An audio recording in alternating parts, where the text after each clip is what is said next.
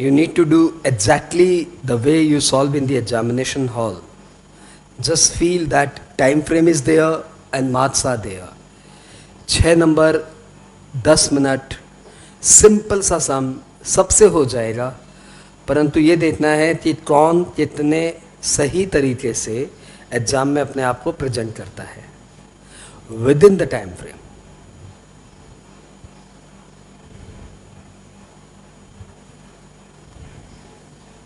Do exactly in the manner you solve in the exam. Last में मैं तुम्हें कोई पॉइंट बताऊं कि देखो आपने ऐसे नहीं किया और आपने मुझे बोला कि सर एग्जाम में कर लेते, तो दैट विल बी बैड. ठीक है.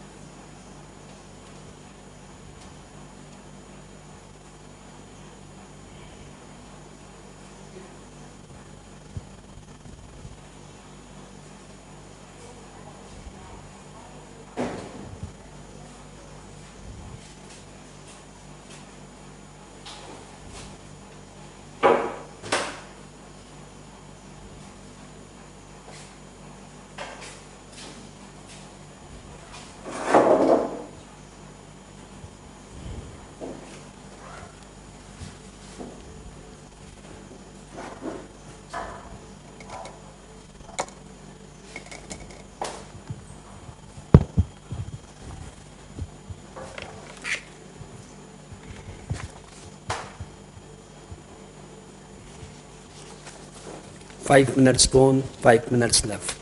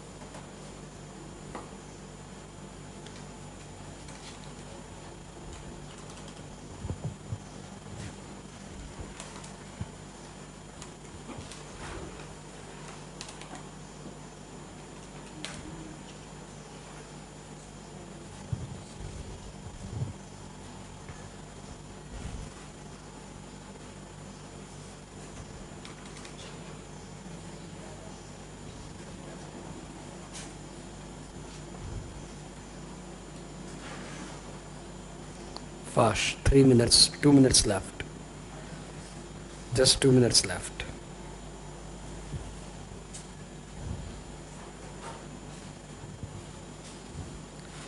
वीडियो में किसी बच्चे को कम समय मिला तो वो मुझे पॉज कर दे, लेकिन 10 मिनट से ज़्यादा ना ले, any how with in 10 minutes.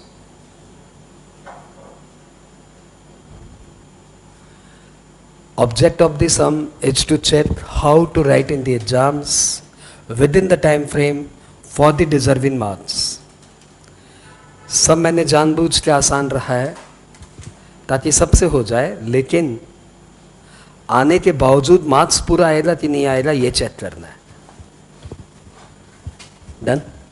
पक्का? श्योर? 1 मिनट अभी भी बचा है, चेक कर लो आप. डन? पक्का? Done? It can not be. मैं तुम्हें बताऊं प्रिया, कभी भी समय एक्सेस नहीं रह सकता एग्जाम हॉल में. मैंने बहुत एग्जाम्स दिए, किसी में समय एक्सेस नहीं बचता है. डॉट टू डॉट फिट होता है, तब जाके रैंक लाता है. जितना समय चाहिए एग्जैक्ट मेरे को उतना ही समय मिलता है.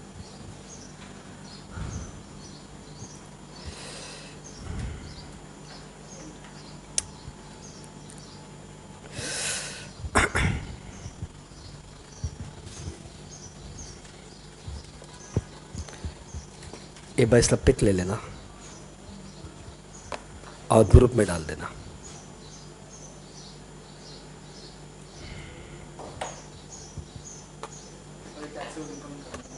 जो निकालना आपके सब में दिया हुआ है. I am not going to say anything.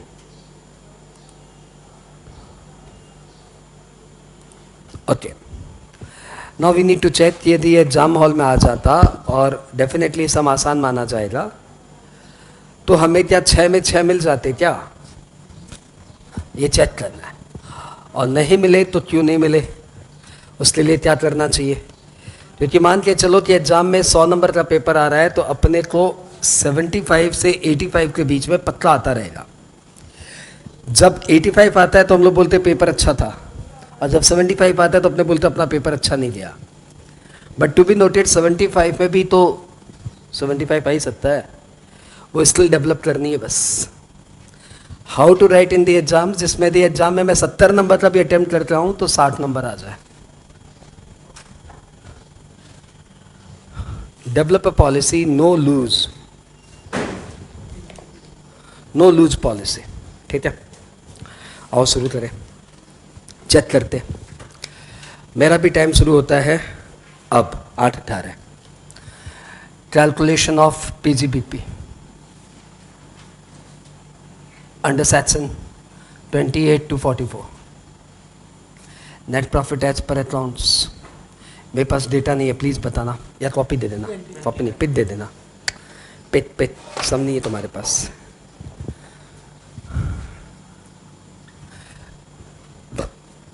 Thank you भाई. नेट प्रॉफिट एज पर अकाउंट्स 20 लाख. ओपनिंग स्टॉक जाने दो, परचेज जाने दो, कैरेज जाने दो. टेलीफोन में शायद बोला हुआ है 40% यूज फॉर पर्सनल पर्पज. सही है ना? कंट्रीब्यूशन फॉर साइंटिफिक जाने upliftment, contribution for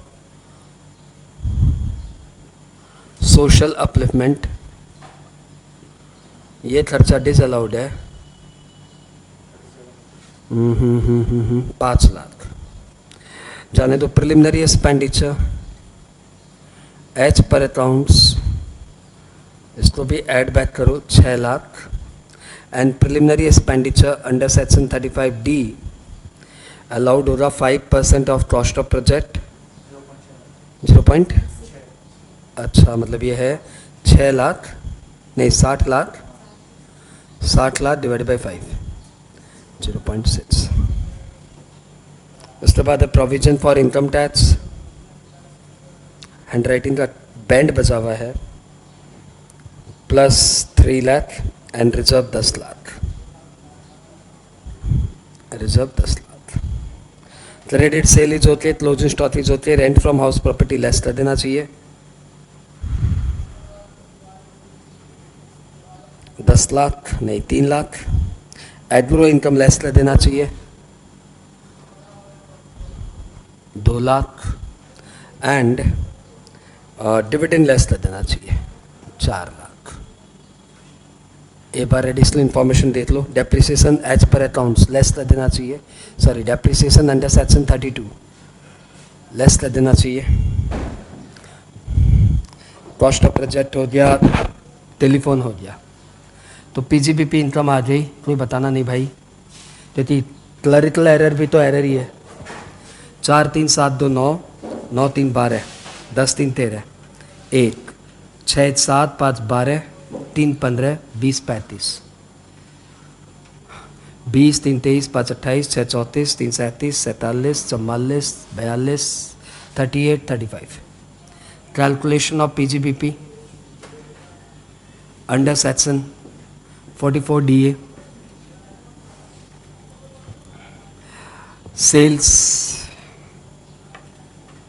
155 lakh. Presumptive income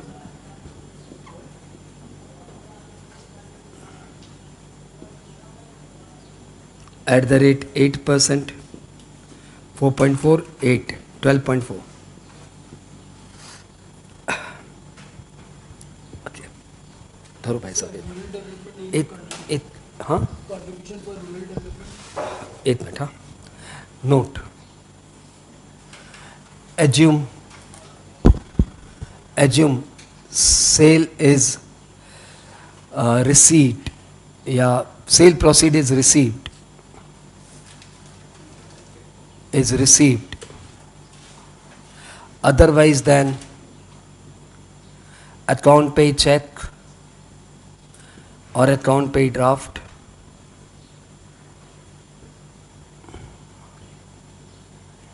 ECS. If we assume sale proceed received via banking mode,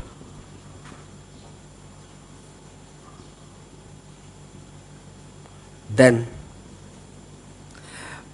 income under section 44 AD shall be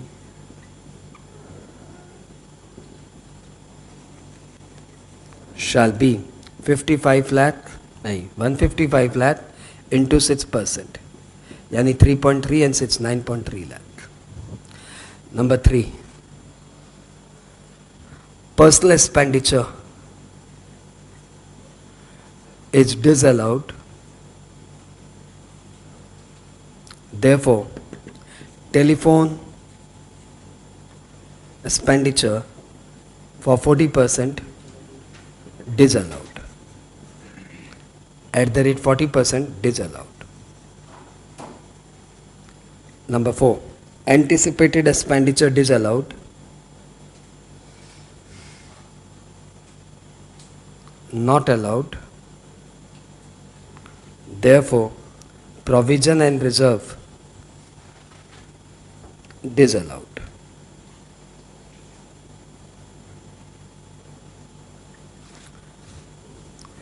Contribution for social upliftment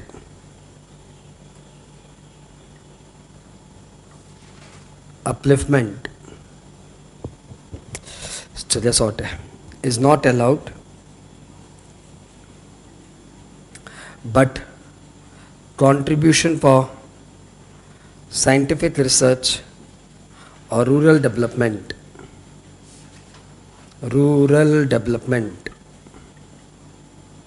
is allowed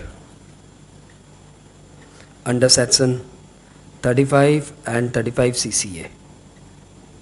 ये section याद रहे तो अच्छी बात है, तो ऐसे भी चलेगा. हाँ,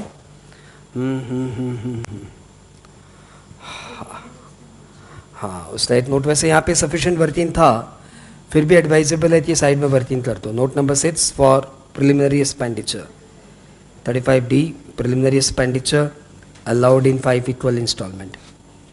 जगह नहीं है भाई, इसलिए एक बार इसको यहीं पे सॉर्ट कर रहा है. हाँ, in 5 equal instalment. Maximum preliminary expenditure can be 5% of cost of project. ये मेरा पीजीबीपी का कंप्यूटेशन होगा. अभी मेरा टाइम हुआ है 7 मिनट लैप्स, 7 मिनट्स लैप्स. अभी भी 3 मिनट बाकी है. इसको इरेज मार रहा है, इसको इरेज मारूंगा. Which one? Calculation of total income. calculation of total income. PGBP under section 44 AD is 12.4. Income from house property, rent कितना था, तू एक जन बता दो. 3 लाख लेस 24A, ऐसे यहाँ पे नजर आएगा मुझे. 3 lakh 90,000 2.1. Income from other sources, dividend 4 lakh. और कुछ समय बोला है, find what GTI oblique TI. 12 2 14 4 16 16.5 lakh.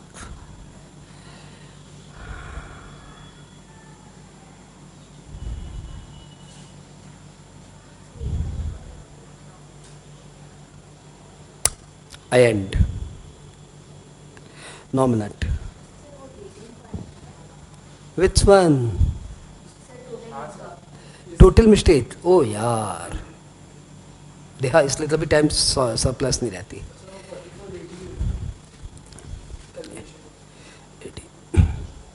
इसलिए मार्क्स नहीं कटेगा, इसलिए तो मार्क्स पक्का चढ़े आएगा.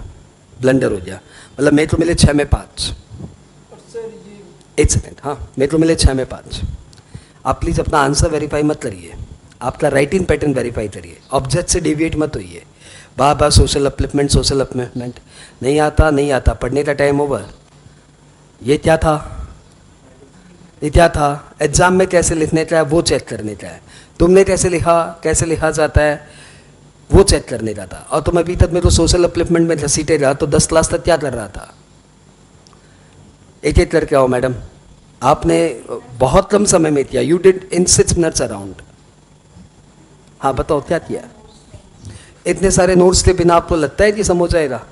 आपने मेरे मैथ के कम से कम 25-30 सम पलटे हैं. आई होप सब सम के नीचे नोट्स थे. आपको क्या लगता है वो ड्रामा था? नहीं, वो एग्जैक्ट राइटिंग पैटर्न था. आपने 44 AD किया, और सम पूरा राइट था. अरे छोड़ो ना, आपने सम कैलकुलेशन पूरा राइट था. और देख लो 1 2 3 4 5 6 नोट्स में से आपने कितने नोट्स दिए. सबसे इंपॉर्टेंट नोट मुझे लगता है ये था, ऑल्टरनेटिव मैकेनिज्म दिखाना. ये आपने दिखाया था. हाँ, तो आपका आंसर रॉन्ग हो जाएगा फिर, इसलिए मार्क्स कटेंगे आपके. और तो बात सब ठीक ही था, कुछ खास नहीं था. पीछे वाली मैडम एक भी नहीं लिखा, और ये ऑल्टरनेटिव मेथड से किया. मैं बार आप लोग की कॉपी भी देखूंगा. हाँ, नोट्स लिखा, टाइम नहीं मिला, बहुत चट्टा नहीं था. लिखा नहीं, ऐसे बोल, सबसे पहले ही बोल दिया था मेरा सम हो गया. तुम लोगों ने बोला इलो 2 जन बोला. अच्छा ठीक है. नोट्स नहीं लिख पाया, बात ही पूरा राइट. ऑल्टरनेटिव किया, ठीक है, हम कॉपी देखेगा. हाँ बोल.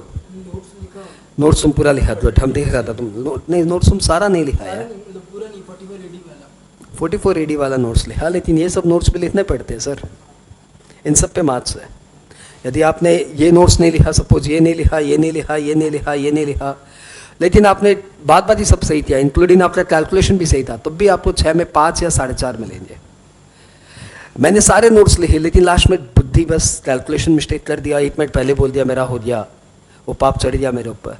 6 में 5 मिला. यदि हम वो 1 मिनट भी यूज करता तो शायद टोटल दोबारा चेक कर रहा होता. मेरे को 5 मिला नहीं. ओके, अब एक जन जिन्होंने अटेम्प्ट किया उनकी कॉपी देख लो. फटाफट दे भाई कॉपी. फटाफट भी नहीं देता यार.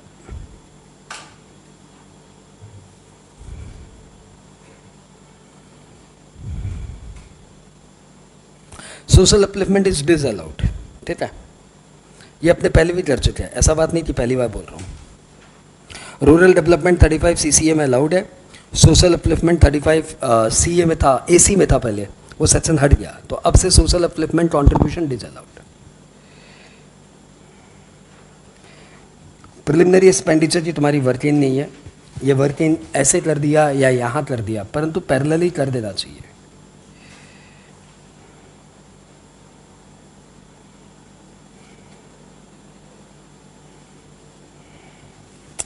ये जो तू यहाँ लिखता है ना प्लस माइनस, मैं यहाँ लिखता हूँ. मुझे लगता है कि जब मैं टोटल मारता हूँ ना तब मेरी मिस्टेक ना हो जाए, क्योंकि नहीं तो मेरे को 2 जगह नज़र दौड़ानी पड़ेगी। तो मुझे लगता है ये चीज़ यहाँ आती है ना तो स्पीड थोड़ी तेज़ होती है कैलकुलेशन के समय। खैर योर डिज़ायर।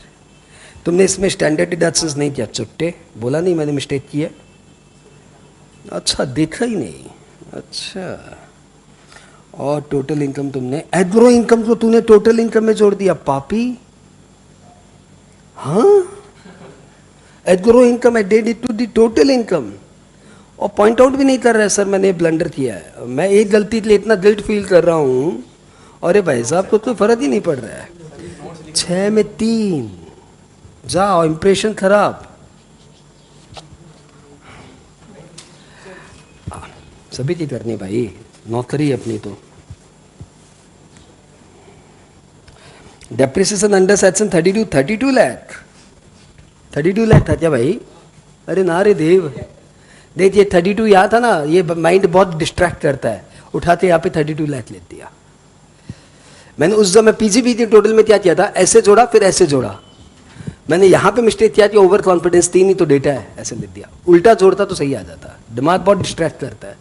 तू यहाँ पे 32 लिखा, दिमाग में 32 चल रहा था, यहाँ पे भी 32 आ जाए। This is very common error. ये ह्यूमन साइड मतलब ह्यूमन ब्रेन का सिंपल एरर है, कॉमन एरर। तो तेरे नंबर गए। प्रिलिमिनरी एक्सपेंडिचर 60,000, ये तो ठीक ही लग रहा है यार। बहुत अच्छे बहुत अच्छे, पूरे पूरे जीरो बैठा बैठा लिखा है। सोशल अपलिफ्टमेंट इज अलाउड, तुझे मालूम पड़ गया। अब रिजर्व लिखना तू, rural development is allowed. 35 CC है, छपरा चलो आगे, क्या कर रहा है यार।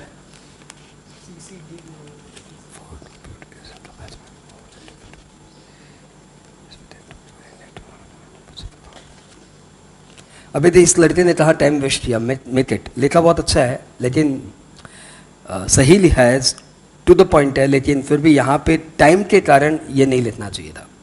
इसने लिखा computation of income under section 44 AD। As usual assessee turnover is within the limit of 2 crore. पता नहीं एज यूजुअल क्या मतलब हुआ। ही can opt for to compute his income as per section 44 AD।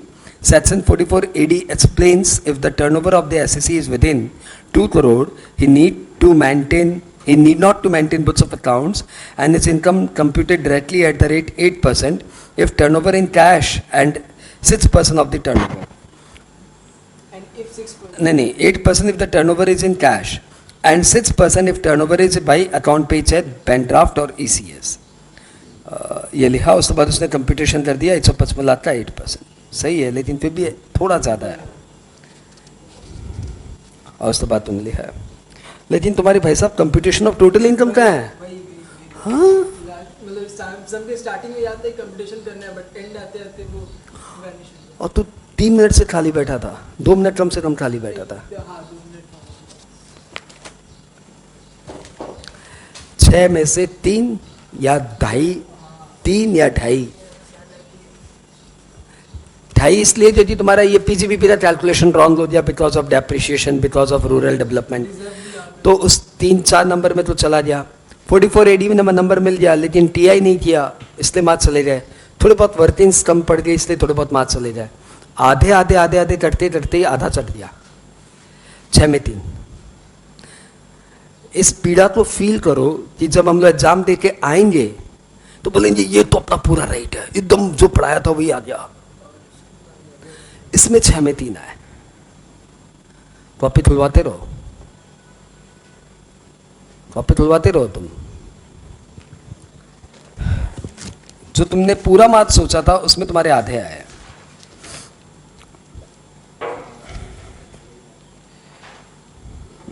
Rural development is allowed, गंदा लड़का।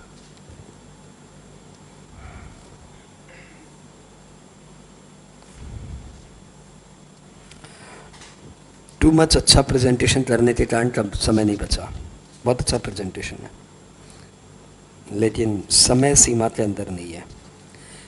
तो आप समझो, आपको अच्छा प्रेजेंटेशन करना है परंतु समय सीमा के अंदर। तो आपने 28 to 44 AD का इतना अच्छा प्रेजेंटेशन किया, लेकिन दूसरी तरफ आपने 6% वाला नोट ओ लिखा है? नहीं, नहीं लिखा।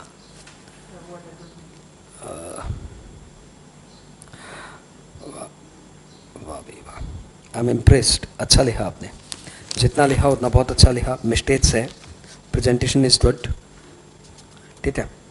Rupees in lakhs, everything fine. थोड़ी सी स्पीड बढ़ा के इतने नोट्स और लिखने थे और 6% वाला नोट क्लास करके लिखना था। नाइस, ट्रैक पे है। मैडम की टॉपिक पास ऑन करना। ऋषि फॉरवर्ड कर यार।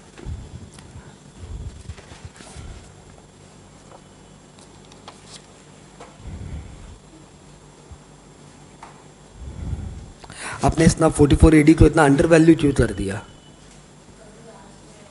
ओह, लास्ट में याद आया, तो आप लास्ट में भी लिख सकते थे, मतलब पीछे जाके भी लिख सकते थे। टोटल इनकम आपने, अच्छा वो भी लास्ट में याद आया होगा।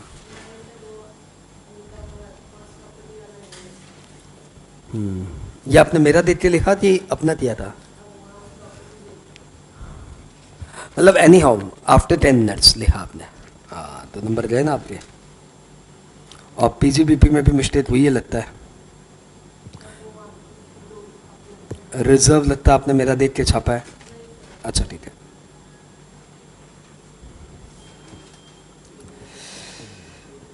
आपने साइंस सोशल अपलिफ्टमेंट वाली मिस्टेक की थी और लगता है सब राइट हुआ है। प्रेजेंटेशन गुड, लेकिन आप किसी को अंडर वैल्यू नहीं कर सकते। और आपने 6% वाला नोट नहीं लिखा था। ये सब नोट मेरा देखने के बाद कि पहले से ही? मेरा देखने के बाद।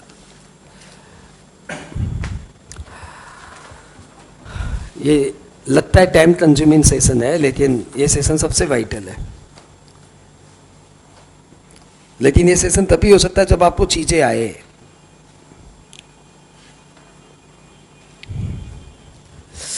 इससे बचो मैडम, मैं तुम्हें अपनी साइकोलॉजी बता रहा हूँ। ये कॉपी, अच्छा मैं इसी कॉपी देखी, उसकी कॉपी देखी, उसके बाद ये कॉपी दिमाग में आई, सामने आई, तो एक अजीब सा लग रहा है, बहुत ही अजीब सा, मतलब पढ़ने का मन नहीं कर रहा है। तो ये अभी जस्ट मेरी प्रॉम्प्ट टू साइकोलॉजी, अभी जस्ट मैं ये रियलाइज कर रहा हूँ कि ये दो साफ सुथरी कॉपी देखने के बाद ये कॉपी देखने का मेरा मन नहीं कर रहा है। ठीक है। पेन की इंक की क्वालिटी भी अच्छी हो ना तो हैंड राइटिंग ठीक ठाक हो जाती है। तो चेक द पेन आप कौन सा यूज कर रहे हो, तो पेन की इंक की क्वालिटी अच्छी रखो आप, जिससे हैंड राइटिंग में थोड़ा सपोर्ट मिलता है। और हैंड राइटिंग जिन जिन की खराब है इंक्लूडिंग मी, तो ऐसे लोगों को क्या करना चाहिए, ये जो है ना पैराग्राफिंग जिसको बोलते हैं, दो लाइन के बीच में गैप, इसको थोड़ा बढ़ा देने से हैंड राइटिंग इतनी बुरी नहीं लगती। ठीक ना।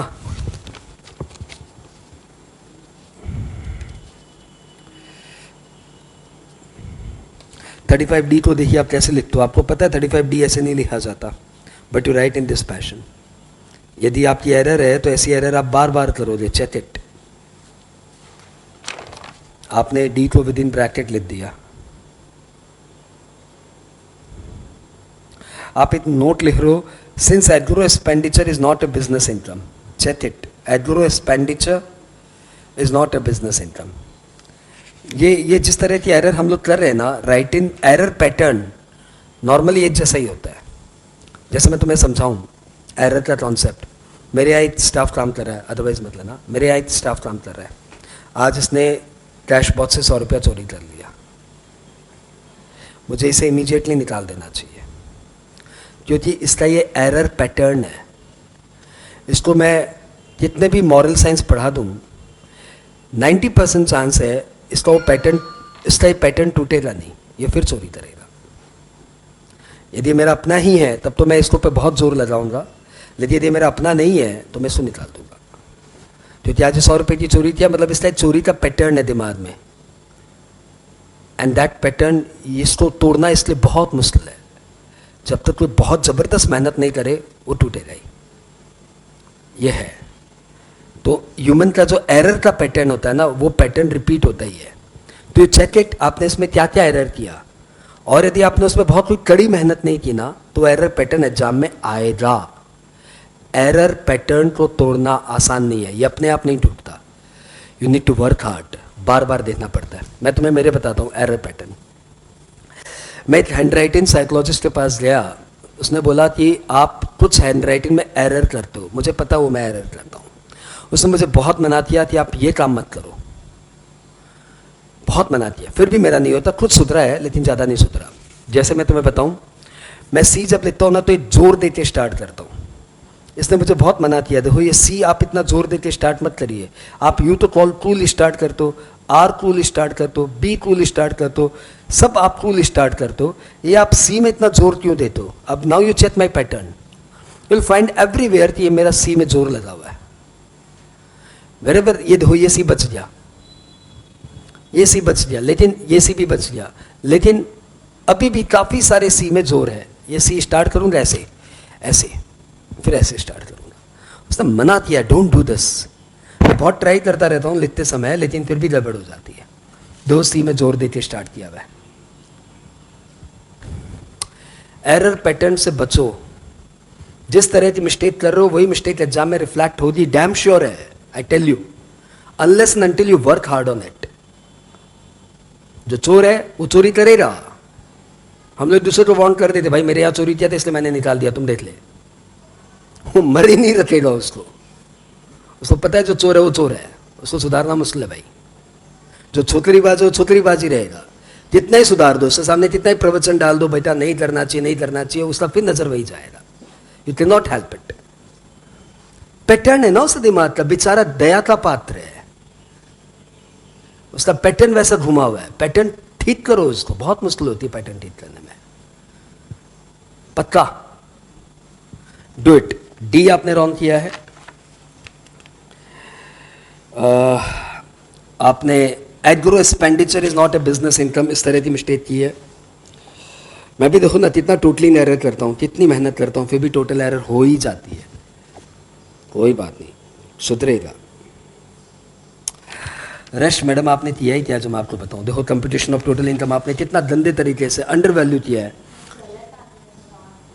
अच्छा ऊपर गलत आ गया था इसलिए आपने नीचे वापस से ऐसे कर दिया, फिर भी ये अंडर वैल्यूड है. This is the main answer.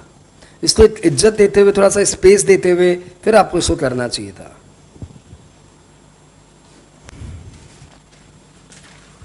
मेरा देखो ना ब्लर है, ये मेन आंसर है. बोर्ड की जगह कम है लेकिन इसको मैंने सफिशिएंट स्पेस दी है.